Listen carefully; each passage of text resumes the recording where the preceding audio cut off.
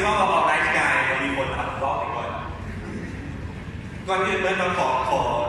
ขอประกาศไม่ก่อนเราหลายๆคนเริ่มมาลุงโอ๊ตคีโมเดี๋ยวนี้เปลี่ยนสื่อแล้วเป็นลุงโอ๊ตโมมีคำว่าคีโมแต่มาความคีโมจะมีขึ้นเราเป็นจังไงยังนอนกันแล้วบอกหรือว่าจังไงนอนตื่นจะห้องรัก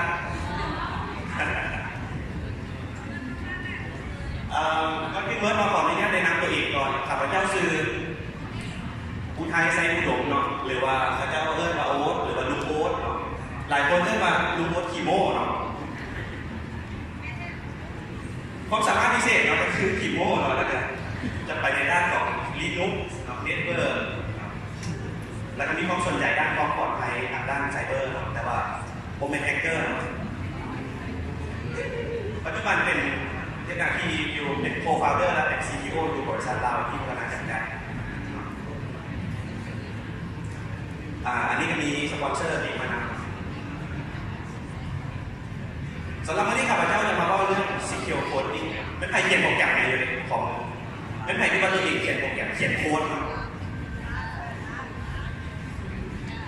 โอเคผมเป็นอย่างไรผู้ใดคนนั้นเคยเขียนจะกู้ไว้ก่อนเราจะได้ปลอดภัย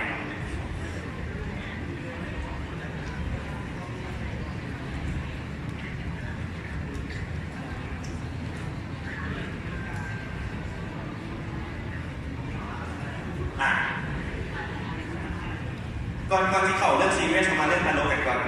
ก็คือเคยมีคนว่าไว้ว่าในโลกที่มีคนอยู่2ประเภทที่1เป็นคนที่ถึกแหกกับคนอีกประเภทหนึ่งเป็นคนที่ถึกแหกกันในโบมูโตมี2ประเภทที่เขานั้นในโลกนี้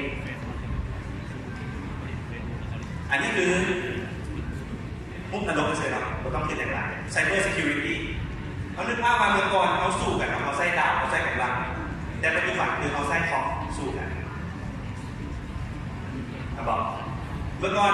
หนังสือพิมพ์จะเต็มไปด้วยข่าวของสงครามบอกเดี๋ยวนี้หนังสือพิมพ์ก็จะเต็มไปด้วยข่าวของการขึ้นโจมตี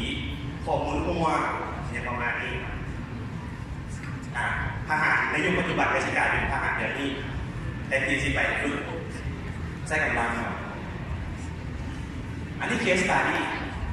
ใครพูดข่าวเนี่ยใครพูดเฟซบุ๊กใครเด้งออกเนี่ยวันประมาณช่วงเดือนแล้วนี่แต่ว่าเจ้าอยู่ในกลุ่มเป้าหมายตรงนี้มันก็คือข้อมูลถือมัวนะข้อมูลมัวถือเอาโทเก้นไปใส่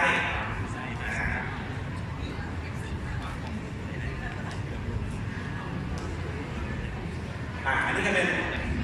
ป็นเคสของการโจมตีเนาะก็คือนึกภาพมาในระบบของเราแล้วมีคนสามารถเข้ามาได้โจมตีเครื่องหนึ่งโจมตีเครื่องหนึ่งโจมตีเครื่องหนึ่งมันก็จะโจมตีไปเรื่อยๆ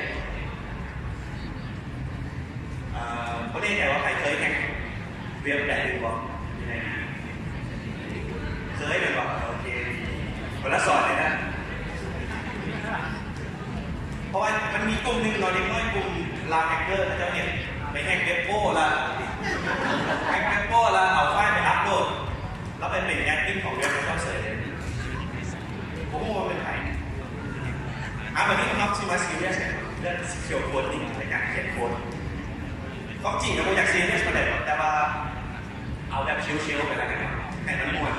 ซีเขียวโค้ดนี่ไม่ดีอย่างไรครับสั้นๆเลยคือการเขียนโค้ดให้บ่มีจุดอ่อนบ่มีช่องโหว่ในการโยนสั้นๆนี้จือบอกทุกคนจือบอกซีเคียวโค้ดนี่หรอซีเคียวที่ปลอดภัยโค้ดที่เป็นการเขียนโค้ดยกแล้วคุณต้องก้อนคุณต้องก้อนเงาเป็นไงข้าพเจ้าจะมีคนเล่นจากของตัววาร์ปก็คือมันจะมีไกด์ไลน์อยู่ประมาณ2 4 6 8 9 10 12ประมาณ30ประมาณนี้เลยแต่จะมาลงเรื่องทางเงินเพราะว่าอีกใช้เวลามีหน่อยแต่ว่า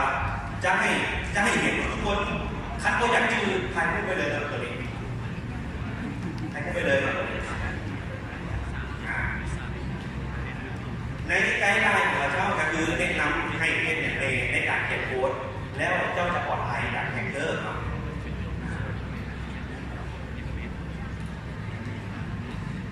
โอเคเขาจะไปข้อหน่อยแต่ละข้อข้อใดที่มีอธิบายยาวๆหมายถึงข้อนั้นสำคัญข้อใดบ่มีอธิบายเลยหมายความว่าสำคัญด้วยกันแต่ว่ามันลดลงมาเนาะฉะนั้นลองไปอ่านละเอียดอีกบัดหนึ่งเราเดี๋ยวจะมีรีเฟอเรนซ์ให้ข้างหลังหรือว่าเข้ารูปอยู่ในปูวากับ ORT ได้เนาะมันจะมีไกด์ไลน์ให้หลายๆอย่างด้านความปลอดภัยในการพัฒนาเนาะอ่านคำผิดเลย Input Validation ตัวนี้จัดอยู่ในความเสี่ยงที่สูงที่สุดในการเขียนโปรแกรมหรือในการพัฒนาระบบต่างๆแล้วมันก็จะไปเกี่ยวกันกับOWASP Object อันดับที่1เนาะก็คือ Injection ย้อนมาอย่างย้อนมาผู้ใช้งานหรือคนทั่วไปสามารถฟ้อนคาอีบ้าอีบอยได้เข้าในระบบผ่านมีคุณบอกฉะนั้นจะเชื่อคาดียูเซอร์ยินพุทเข้ามาวันนี้ Input Validation เนี่ยก็คือการเอาค่าที่นำเข้ามาจาก User แล้วเอาไปประมวลผลฉะนั้นการที่เอามาผลิตก็คือต้องมีการเก็บให้มันคือต้องทักสิ่งที่เราอยากได้นึกภาพง่ายๆสมมติว่าเขาเขียนโปรแกรมขายเครื่องออนไลน์แล้วอยู่ในหน้าแสดงสินค้า ID หมายเลข5เมนทุกอย่างอนามัย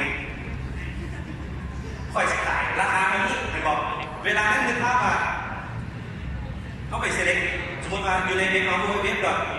ขายจะมาได้แบบความแสดงโชว์โปรดักต์ไอที่เขาตั้งหาไปบอกมันจะเป็นประมาณนี้เวลาเป็นข่าวเว็บเต้นที่เขาจะป้อนเลข5เข้าไปเขาจะป้อนคำสั่งอื่นเข้าไปมันจะเกิดอย่างอื่นเนาะอันนี้คือกันคำว่า input เป็นอย่างเนาะ input มันก็จะเป็นประมาณนี้ช่องต่างๆที่อยู่หน้าเว็บของเขาที่เขาป้อนเข้าไปตัวอย่างว่าซื้อเบอร์โทร user login ต่างๆเวลา user ป้อนออกมาปุ๊บมันก็จะเป็น request ผ่านอินเทอร์เน็ตมาใส่เว็บ browser ใส่เว็บ server แล้วก็ลงมา database แล้วก็ database จะตอบสนองออกไปประมาณนี้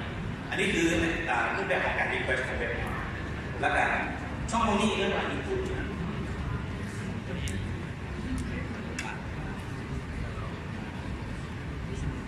อันตรายที่สุดของการโอ valid input ก็คือ SQL injection ใครรู้จัก SQL injection เนี่ยขอมือ2 นิ้วผมนี่มีแต่แฮกเกอร์นะ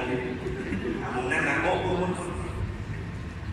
SQL injection จะคือการเนี่ยคำสั่ง SQL เข้าไปใน input อันนี้ input เบิ่งไปแล้วอยู่บ้านเรายังมีเนาะอันไทยรูปป้ายรถแล้วไปแปลเป็นตัวเลขอยู่ต่างประเทศก็จะมีกล้องยืนตากไฟแดงเนาะแล้วเวลาทำงานรูปป้ายรถนี้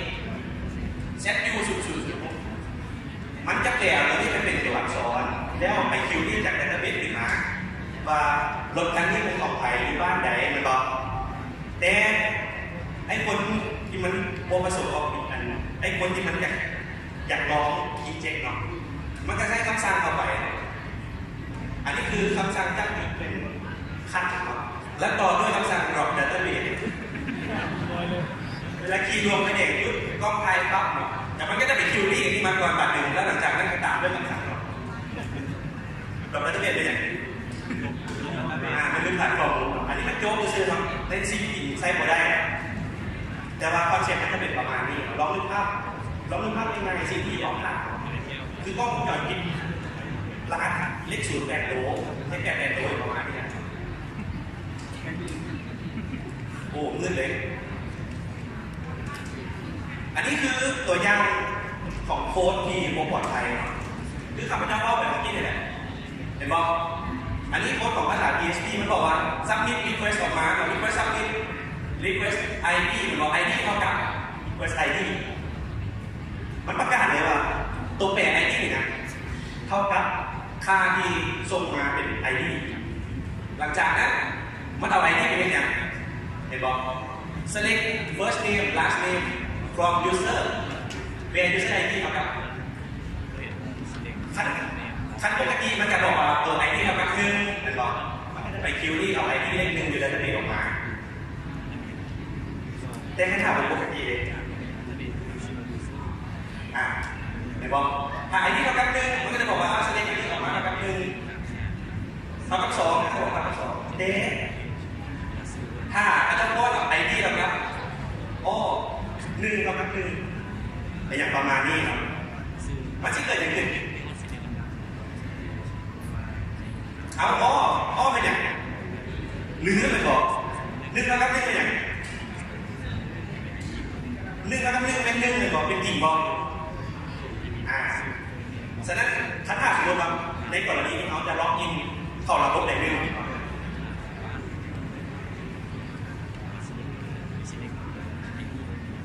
ผมมีตัวอย่างในกรณีที่เขาจะล็อกอินเข้าในระบบใดหนึ่งถ้าสมมติว่า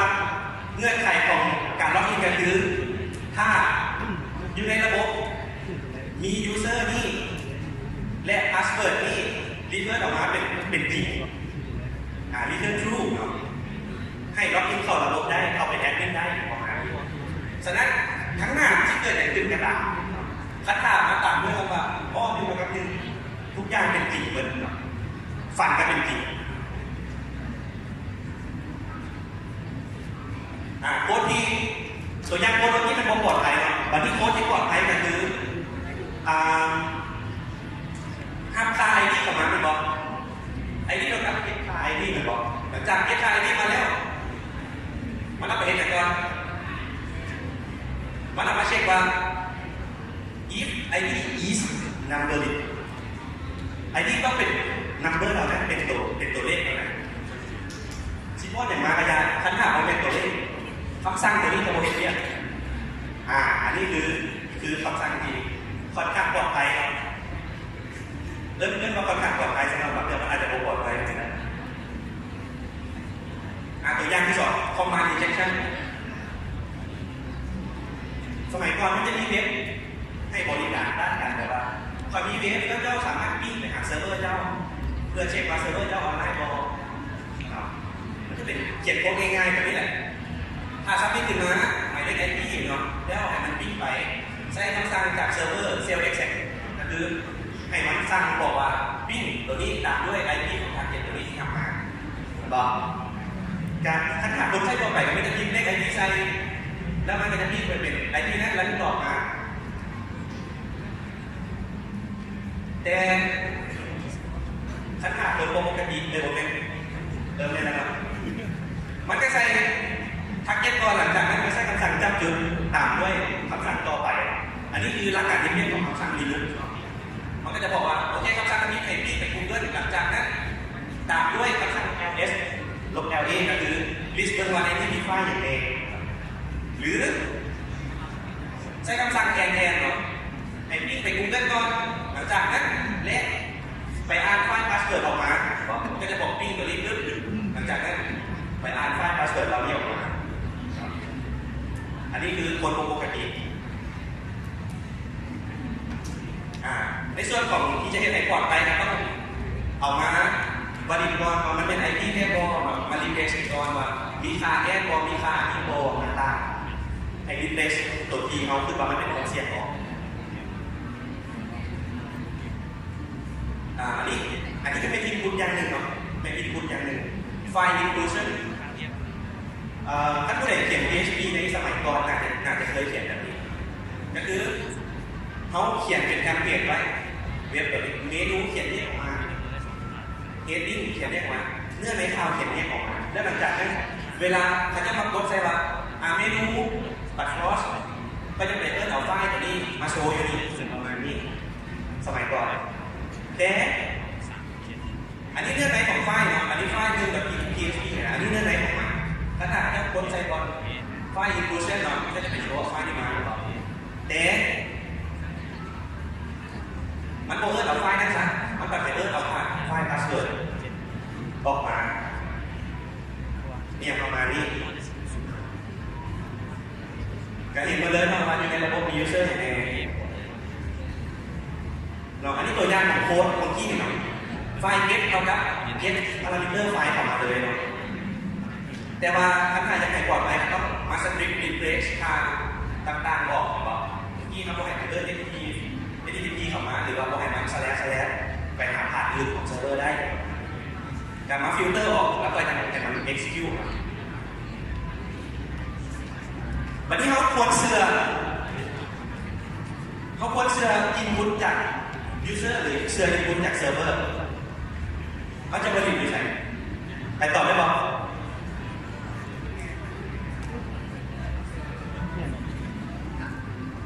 โอเคมาตอบอะไรเสือทั้งสองก็คือก่อนมันจะป้อนอยู่ในหน้าเบราว์เซอร์หรือในหน้าโปรแกรมเราต้องวาลิดก่อนวาลิดเป็นอย่างค่าที่ป้อนช่องนี้เป็นตัวเลขอย่างเดียวถึงพอค่าที่ป้อนตัวนี้เป็นอีเมลต้องเป็นอีเมลถึงบอค่าตัวนี้เป็นชื่อนักสืบมันควรมีอักขระเฉดบออย่างประมาณนี้ก็ต้องวาลิดก่อนแล้วส่งไปหาเซิร์ฟเวอร์ก็ต้องเช็คอีกแบบนึงตัวนี้เป็นทฤษฎีไปอ้างกันเองวันนี้เอาพุทป้อนออกมาแล้วมันลงดัตเตอร์เบสหรือถึงมาแสดงตัวเอาพุทกับนี้มีผลที่เกี่ยวข้องกับตัววัดก็เป็นอยู่ในลำดับที่เขียนในท็อป4เป็นก็ใช้สกิปต์อยู่ตัวนี้รูปแบบมันก็จะประมาณนี้ attacker ส่งสคริปต์เข้ามาในเว็บเซิร์ฟเวอร์แล้วก็เซฟเข้าไปแล้ว user ก็ไปรีเควสต์หน้าเว็บธรรมดาแต่ว่ามีสคริปต์แบ่งบอกฝากออกมาอันนี้คือรูปแบบการเป็นดีหรือบางเรื่องอะส่งลิงก์ให้โค้ดส่งลิงก์ไปให้โค้ดแล้ว user โค้ดปุ๊บมันจะดิ้งไปหน้าเว็บที่โดยที่ user โค้ดเพราะว่าตอนแรกจะบอกส่งไปปุ๊บเป็นบอกว่าเป็น Facebook อยู่เนาะเวลาโค้ดปุ๊บจาก Facebook ดิ้งไปหน้าของแฮกเกอร์ประมาณนี้มันจะเห็นไงuser หลบทางได้ตัวอย่างอันนี้ตัวอย่างอยู่ในเกมใช่ไหมเขาสามารถตัวอย่างในชีวิตจริงได้ในชีวิตจริงนี่ตัวอย่างที่หลังคือตัวนี้มันบอกว่าเป็นหน้าเชิญคือในคำสั่งมันบอกว่าให้คิวรี่ธรรมดาปกติคนจะเชิญหาอย่าง how to นั่น how to นี่หรือว่าเชิญนั่นเชิญที่มันบอกตัวอย่างในเชิญจริงแต่บังเอิญมีแฮกเกอร์คนหนึ่งบอกว่าให้ยัดสคริปต์เข้าไปสคริปต์ตัวนี้มันเนี่ยเป็นคำสั่ง HTML ในการเปลี่ยนสีฟอนต์หรือว่าเปลี่ยนสีฟอนต์เป็นสีแดงอันนี้คือขั้นตอนต้นเป็นระบบเจ้าที่โมบาลินแล้วโมฟิลเตอร์ออกแล้วมีสามารถยัดสคริปต์เข้าไปได้หรือให้มันalertออกมาเวลาเข้าไปปุ๊บมันจะได้alertเลยหมายความว่าสำเร็จในการ injection JavaScript ได้แสดงเขาอยากให้มันไปทางใดอยากให้มันที่ไหนอันนี้อีกกรณีหนึ่งรูปแบบของการทำค่าบอกคือทำค่ามาปุ๊บแล้วแสดงผลเลยผมมีการฟิลเตอร์อย่างบอกทำค่านี้มาแล้วแสดงผลเลยสิ่งที่ให้เราปลอดภัยได้ก็คือต้องอยู่ในแต่ละภาษามันจะมีฟังก์ชันในการฟิลเตอร์ออกถ้าถามว่ามันจะเสร็จหรือว่า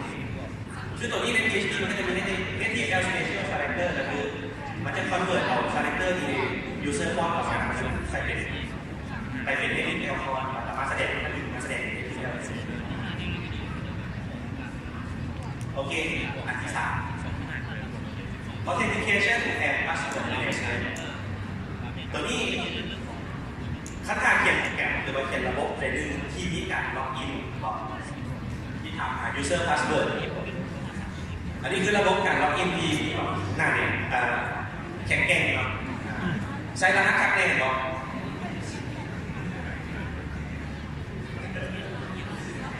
ใช้รหัสคัดแน่นอนรหัสมันเป็นแอดมินประมาณนี้นะหรือว่ารูทแอดมินประมาณนี้เนาะคือเราเตอร์หลายๆเครื่องอยู่ประเทศอื่นกับประเทศเรามีอะไรนะเนาะauthentication เป็นอย่างเนาะอันนี้ก็เป็นหรือว่า identification เป็นแสดงตัวตนหรือว่ายืนยันคนauthent เป็นขั้นตอนในการยืนยัน authorize เป็นการอนุญาตและ authentication เป็นการเพิ่มอีกแบบ นึกภาพง่ายๆคือเขาชีล็อกอินใน Facebook เขาต้องมีอย่างก่อนอีเมลติดตัวเหมือนบอกแล้วมีรหัสเขาต้องมาไอเดียก่อนว่าเรามีสิ่งต่างๆเราที่บอกหลังจากนั้นไปขั้นตอนในการส่งล็อกอินเข้าไปถ้าเราเลือกขั้นตอนออเทนในการออเทนนี่เขาต้องใช้รหัสอย่างเดียวเขาล็อกอินเขาได้เลยหรือเขาต้องใช้ two factor ออเทนเขาก็จะถามรหัสทาง SMS อีกหลังหนึ่งแล้วก็ verification ที่แต่มันจะบอกว่ามีคนล็อกอินของเจ้าเนี่ยเป็นเจ้าเนี่ยประมาณนี้ตัวอย่างอันนี้คือตัวอย่างง่ายๆในการเขียนหน้าล็อกอินให้ปลอดภัยซึ่งตัวที่ผมปลอดภัยแล้วเนี่ยเวลาล็อกอินปุ๊บมันบอกว่า no account file ก็คือคันถามว่าอยู่ในนี้มันจะบอกคันถามว่า user ตัวนี้โมมีมันให้บอกว่า user นี้โมมีคันถามรหัสคนอื่นให้บอกว่ารหัสคนอื่นมันบอกแยกกันเลยฉะนั้นเวลาคอยไปเดารหัสคอยไปบอกว่าคอยไปเดา user ก่อนใส่เข้าไปปุ๊บ user คนอื่น user อื่นแล้วมีรหัสคนอื่นแล้วเดารหัสอย่างเดียวก็เขาไม่ได้จัดการเป้าหมายตัวที่ปลอดภัยก็คือมึงสิปอดอย่างไรกันยังบอกรถว่า user หรือรหัสคนอื่นมึงไปเดาทำไมเนาะอันนี้ก็มีวงกว้างออกไปได้อีกก็เขียนโค้ดก็เช็คทั้งสองอย่างแล้วก็บอกว่าอันไหนหนึ่งคนอื่นกันแล้วบอกให้สเปซิฟิกว่ารหัสคนอื่นหรือ user คนอื่นเพราะว่ามันจะเป็นการบอกเป็นการไล่ให้กับผู้โจมตีนะแล้วนอกจากนี้มันมีทิปไหนก็คือเวลา user ล็อกอินหันก็ต้องบอกเหตุผลเรื่องหลายว่ามันเป็นยังไงแล้วก็ให้มีการล็อกก็คือล็อก user นั้นไว้คันขาดล็อกอินคิดหลายเดือนเป็นประมาณนี้หรือว่าดีเลย์ถ้าสมมติว่าปล่อยล็อกอินคิด3 เดือนมันจะต้องดีเลย์3 นาทีจะล็อกอินอีก3 นาทีอีก2 เดือนเจ้าล็อกอินเจ้าขึ้นดีเลย์10 นาทีประมาณนี้ไปเรื่อยๆแต่ซอยอะไรเนี่ยย้อนไปอย่างมีพาสเวิร์ดเนี่ยตัวพาสเวิร์ดเนี่ยมันน่าจะขึ้นแล้วได้ฟังของ user หลายก่อน user เป็นคนตั้งเองอันนี้เขาก็มีใกล้ให้ user หรือระบบเราต้องบังคับเลยบอกคือเขาไปสมัครหมักโป้งไอดีเนาะรหัสต้องมีตัวใหญ่ต้องมีตัวน้อยต้องมีอัตราพิเศษต้องบนหน่อยเดียวแต่ตัวอักษรประมาณนี้อันนี้คือน้องสามารถคำนวณได้โปรแกรมเราจะแข็งเก่งแต่ว่า user จะพอใช้มันจะกว่าทางกันระหว่าง user กับตัวที่บัตรฟอสโอเคจะไปไวๆนะเพราะว่าเหลือเวลา2 นาทีตอนนี้อันนี้เป็นตัวบัตรฟอสมันก็คือหน้าล็อกอินของที่นี่แหละถ้าเข้าพวกที่เรียกอย่างเลยให้เด็กเจ้าดาวได้ตลอดมันก็จะเด็กโอกาสให้เจ้ายิงได้ตลอดทฤษฎีจะเป็นเบอร์ในที่ทฤษฎีเซสชั่นมาเน็ตเองจะบนลงเรื่องตัวนี้เนาะมันจะอยู่ในฝั่งของเซิร์ฟเวอร์ในการจัดการเซสชั่นสมมติว่าระบบเขาสามารถให้คนล็อกอินได้หลายคนเอาง่ายๆที่ Facebook ซะถ้าคนจัดการเซสชั่นดีๆนะมันสามารถเห็นให้ user หนึ่งมาอัปโหลดโปรไฟล์หนึ่ง user หนึ่งได้หรือว่าให้ user หนึ่งไปลืมโพสต์อีก user หนึ่งได้ประมาณนี้เนาะคือต้องจัดการเบิร์ไกด์ต่างๆเดี๋ยวสไลด์ที่แชร์อีกแบบนึงaccess control เนาะในการเข้าถึงข้อมูลก็อันนี้มืออาจจะมือเขาบอกมาได้อันนี้คือประตูเนาะประตูหัวเขามี access control เพื่อนๆอย่างถ้าระบบเขาปลอดภัยฉะนั้นต้องจัดการดีๆครับอันนี้มีเช็คลิสต์เราไปเริ่มเช็คลิสต์ไปคริปโตกราฟิกตัวนี้เป็นการเข้ารหัสข้อมูลที่จะเก็บลงในระบบเขางงป่ะก็คือระบบเราอาจจะเก็บ user name และ password ไว้ก่อนแล้ว password นั่นนะบางวันเก็บลงแบบสมมติเราป้อน1 2 3 4 5บางวันเก็บมา1 2 3 4 5ต้องเข้ารหัสก่อนเอา password ไปเข้ารหัสก่อนสมมติว่าป้อนออกมาว่าจะโดเนาะมี hash function สามารถเป็นตัวตรงนี้ก่อนหลังจากนั้นเวลาใช้ฟังก์ชันล็อกอินกันก็จะเอา user ที่ป้อนออกมาใหม่มาแฮชมาเทียบกับแบบนี้ว่ามันแฮชไม่ตรงกันบ่ถ้าตรงกันแล้ว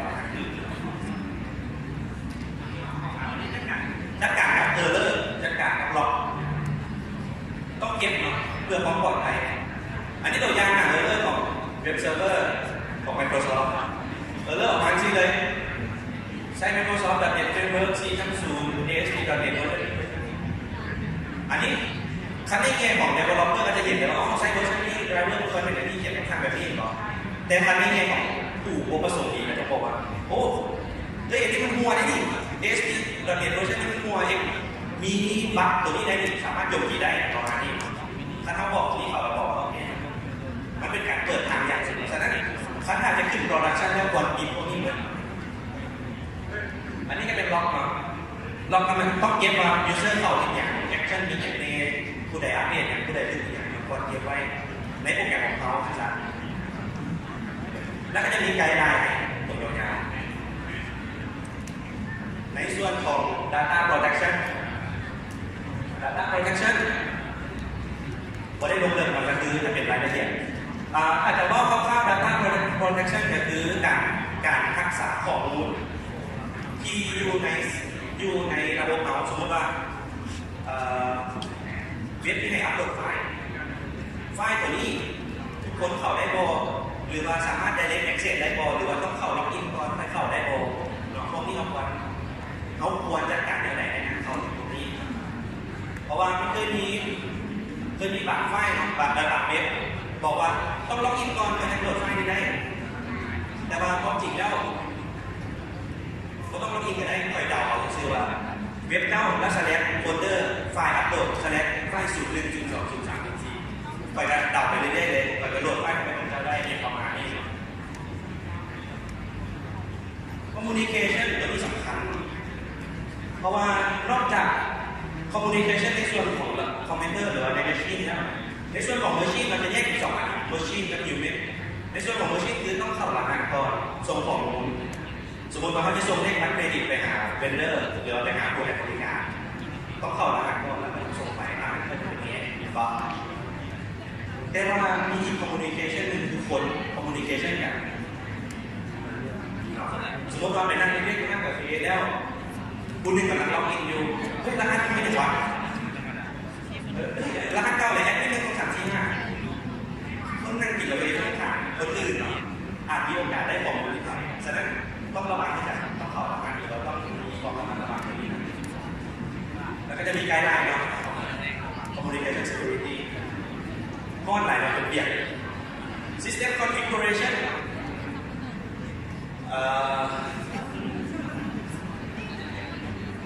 ความจริง System Configuration เป็นเรียกของ System Admin เนาะถ้าเขาเป็น Developer บจะเป็นต้องโฟกัสที่นี่ปัจจัยแต่ว่าพอมีความรู้เรื่องการคอนฟิกระบบจะดีนะฉะนั้นตัวนี้ข้าพเจ้าโบเน้นอะไรได้ก็มีไกด์ไลน์การคอนฟิกมีอย่างต่างๆของเซิร์ฟเวอร์เอาควอนเน็ตโอเอาควอนเช็คอินโอในน้ำที่เขาเป็น Developer เนี่ยผมรู้ในฝั่งของเซิร์ฟเวอร์เอาควอนเช็คอย่างเองลองเลย Base Security Database Security ก็เป็นเรื่องการจัดการของรหัส Database การเข้าถึงซิทในการเข้าถึง Database นั้นสมมติว่าเขาเขียนโปรแกรมเพื่อให้เขาจะมาอัปเดตข่าวเสื่อจำเป็นว่าต้องให้ User ถึงรูทหรือว่ามีซิทเก็บคีย์ประมาณนี้เคยมีเซิร์ฟเวอร์หนึ่งUser Database กับ Password Database เล่นอันเดียวกับ User ของเกือบเซิร์ฟเวอร์เลยก็จะมีแฮกเกอร์เข้าไปแฮกเข้าไปแล้วไปอ่านไฟล์คอนฟิกดัตเตอร์เบสแล้วล็อกออกรหัสดัตเตอร์เบสไปล็อกอินเป็นรูทได้เครื่องเลยได้เครื่องเซิร์ฟเวอร์เลยไฟล์ management คือการจัดการผ่านแล้วก็ซื้อไฟล์ก็คือข้าพเจ้าว่าเมื่อกี้นี่แหละว่าผ่านของไฟล์บกให้สามารถเดาได้บอกถ้าเดาได้ปุ๊บส่วนนั้น0 1 0 2 0 3 0 4ไปหรือว่ามาคีย์หรือว่าอย่างต่างๆไปเขาสามารถดาวน์โหลดได้ในการเช็คได้เคยมีเคสเกิดขึ้นเนี่ยนะเป็นเว็บที่เก็บบทยกนักศึกษาแล้วผู้ใดที่เข้าไปอ่านบทยกตัวนั้นต้องมี ID ของนักศึกษากับรหัสก่อนแต่บางทีมีมือดีเนาะไปเดาว่ามันมีสแลชมีรหัสนักศึกษาชื่อเว็บเมียสแลชไฟล์อัปโหลดสแลช ID นักศึกษาแล้วข้างหลังมันจะเป็นไฟล์0 1 0 2 0 3 PDF การจบเลยเราเขียนสคริปต์มาโดดเลยอันนี้คือการว่าเราต้องเบิ่งว่าเรา ต้องเบิ่งว่ามันต้องมีอย่างไร direct access ได้บ่หรือว่าการใช้ซื้อผ้าไม่จ่ายในเราได้บ่ memory management การเป็นการจัดการเรื่องหน่วยความจำตัวการจัดการหน่วยความจำนี่นอกจากจะให้โปรแกรมเขามีความสมูทมีความไวก็มีแนบหลายมันใครตอบได้แน่ว่าโปรแกรมไหนกินแนบหลายมูอยู่ในคอมใช่ไหม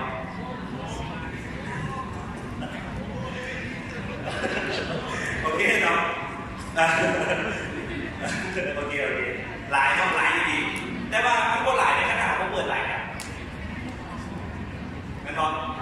เปิดจะแก่เป็นวันกินได้ไหมนอนการตั้งแต่คือนอกจากกิจการสารเรื่องเอกท้องการใช้งานโปรแกรมมันไวแน่ยังรุ่นความเสี่ยงในการดึงโจมตีบัฟเฟอร์โฟล์อีกเพราะว่าเวลาเอานักโปรแกรมขึ้นมาตัวโปรแกรมมันจะเป็นกรอบเหมือนผมจำไว้ขนาดมันจะสั่งเซอร์วิสบริแฮกเกอร์สามารถอินเจกต์โค้ดเข้าไปในช่องตรงนั้นได้แล้ว execute จากก็คือสร้างให้มันได้จาก memory ออกมาได้คำถาม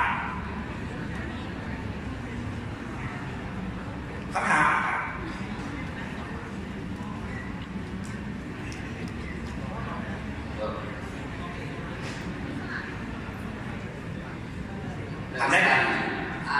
ที่เขาเห็นรูปกับเจนโค้ดการที่ของกับไทยกันต้นไปแล้วอันนี้เขาอยากพูดเรื่องการเป็นยูเซอร์ที่ว่าที่บอกกับไทยกันต้นนี้พอจะแนะนำได้ไหม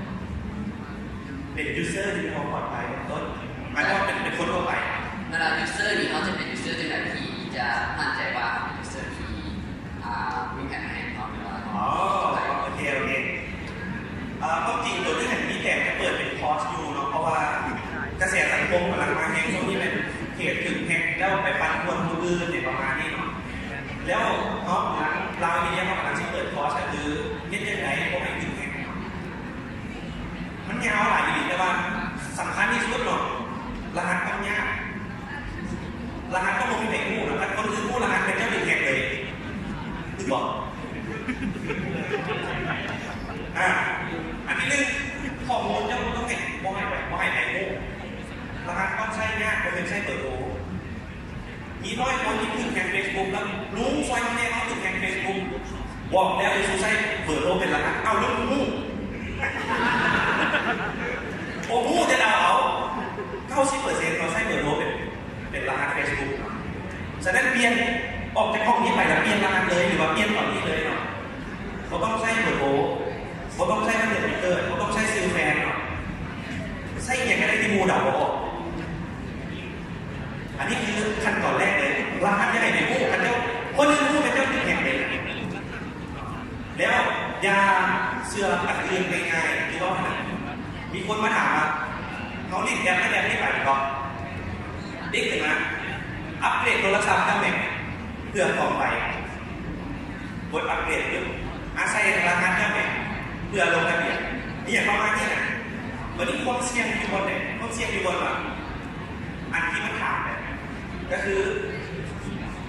user password ของเจ้าแล้วมีคนจ่าย 50% ที่ใช้ user และ password คือกันในหลายเว็บเอาง่ายๆในเมลสมัครเมล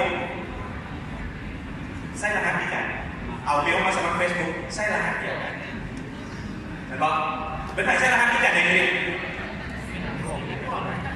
เปิดโทรเป็นบอกแล้วไปใช่เนาะอันนี้คือต้องมีสตินะบอกว่าอันเด็กที่โบไม่วางใจเราเว็บโป้หรือว่าเขาทำไปอย่างแข่งเขาเว็บโป้ที่มียูแรกเลยมันมีสติ๊กอยู่มันแรงอยู่หลังแล้วโบสเกอร์มันคือง่ายๆมีความระมัดระวังที่การสังเกตเพราะว่ายูมีเว็บเป็นติดไปหรือว่ามีเมลส่งมาช่วงนี้จะมีเมลบอกว่านักพวกแข่งก็คลิกเข้าไปเพื่อมีรูปเซ็กซี่จากนั้นให้ลงทะเบียนประมาณนี้แล้วก็ให้โหลดแล้วก็ที่มาลงใส่เดือนก็ได้เลยพอโหลดโหลดเองพอเขาโหลดเองก็ให้คุณรู้ราคาต้องโบสร้างกันหรือว่าโบใช้ราคาที่ง่ายเลยคำถามอื่นบ้างยกแขนได้ป่ะครับของไม่เห็นมันนั่นเอง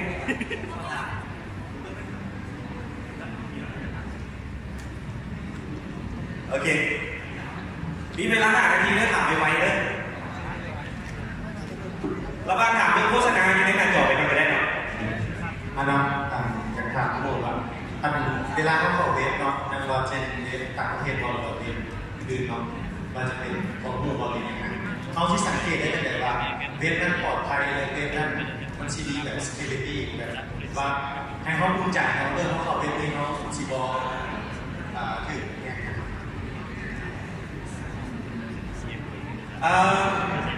เขาที่ปลอดภัยได้ใจเนาะเว็บที่ปลอดภัยคือเว็บที่มีความน่าเชื่อถือสังเกตอยู่เวลาเข้าเบราว์เซอร์มันจะมีตัวนี้เขียวๆอันนี้คือปลอดภัยในระดับหนึ่งแต่ว่าจะเรียกใหญ่ได้แค่ว่าเว็บนั้นปลอดภัยหรือไม่ปลอดภัยต้องนำไปเชิญเอาเว็บตัวนั้นไปเชิญก่อนว่ามันปลอดภัยสมมติว่ามีเขาจะเห็นในเรื่องเราอยู่ใน Facebook เขาจะมีอยู่ใน Facebook เขาจะเห็นว่ามีโฆษณาได้ถึงมาว่าอันนี้ขาดซื้อเดี๋ยวนี้เลยบอกรถไปซื้อปุ๊บมันไหนจ่ายเงินราคาที่ชื่อประมาณนี้แล้วเขามาซื้อไปเลยแล้วก็กดจ่ายไปเลยทั้งที่เขาไม่ได้ไปเบิ่งเลยว่าเว็บตัวนี้นะมันมาจะใส่เว็บตัวนี้มันขายดีบอลหรือว่าฟีดแบ็กมีคนคอมเมนต์เท่าไหร่ประมาณนี้ก็คือต้องเชิญหาข้อมูลให้คุณเลือกอะไรหรือว่ามาถามคนที่เขาจะมาถามผู้สมมติว่ามีคนบอกให้เงินเป็นธนาคารผ่านเว็บนี้เลยแล้วก็ขอเว็บนี้ไปโพสถามเงินก่อนว่ามันปลอดภัยแน่พอขั้นหน้าอะไรที่เราต้องมั่นใจเราต้องถามคนอื่นอันนี้คือความปลอดภัยอันนี้เกิดไปแล้วที่ถามเนี่ย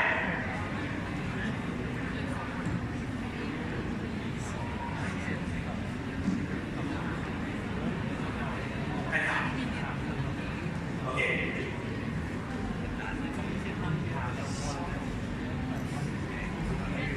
สบายดีมองหาแบบได้มาสมมติว่าแต่สมมติเราคือแฮกก็เราอยากรู้ว่านักขายแฮกก็จะมีที่ไหน โอมี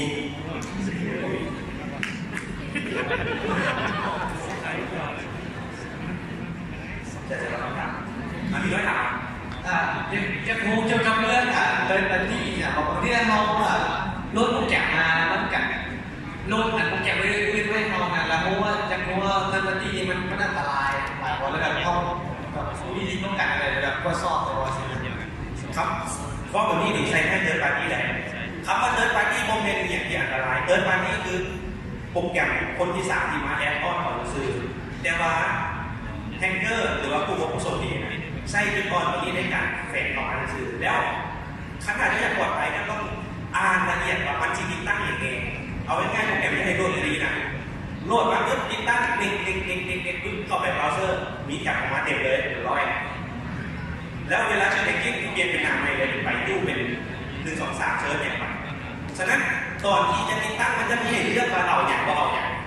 เราต้องอ่านดีๆแล้วเติร์ดปาร์ตี้ที่ไว้ใจได้ก็ได้ไว้ใจได้แต่สุดท้ายต้องได้ไปเชิญเลยว่ามันปลอดภัยแน่พอฟีดแบ็กมันเป็นยังไงคือไปดูแหละคือติดตั้งกันเดียวแล้วแค่โปรแกรมอย่างนาใช่ไหมซูมถ้ามันก็ฝังอยู่เคยทำแล้วมันดันข้อมูลได้ทั่วโลกของมูแล้วไปที่มันปลอดภัยต้องลงเหมือนคำถามเราโอเคเวลาเมื่อเราคำถามผู้ใดมีคำถามหลังไหมหรือว่าหน้ารู้เราไปทีเดียวเนาะก่อนที่จะจบข้าพเจ้าขอขายยาเนาะจะมีถ้าผู้ใดสนใจด้าน security นะบอกเซิร์ชเพจลาวแฮกเกอร์เนาะจะเป็นของใครของผู้เนาะหรืออยากใช้บริการด้านความปลอดภัยเนาะหรือว่าอยากจ้างไปแฮกระบบนั้นระบบนี้เนาะลาว ITDM เนาะอยากฟังนักกิโมเราเซิร์ชเพจดูโอ๊ตตอนนี้โปรเจกต์ใหม่เรากี่โมงเนาะผู้ใดสนใจเรื่องผีผู้ใดมีเรื่องที่อยากเราหรือผู้ใดอยากมาอัดรายการดูเนาะเซิร์ชเพจกี่โมงแล้วโปรเจกต์ใหญ่ตัวนี้คือลาวเอ็กลาวเอ็กดอท LA LAOX ดอท LA เข้าไปสู่ผลงานได้เนาะลงกันได้ทุกเรื่องลาวเอ็กก็เป็นพันทิปเนาะลาวเอ็กเป็นลาวเอ็กแต่มันคือพันทิปซื่อๆเนาะขอขอบใจทุกคน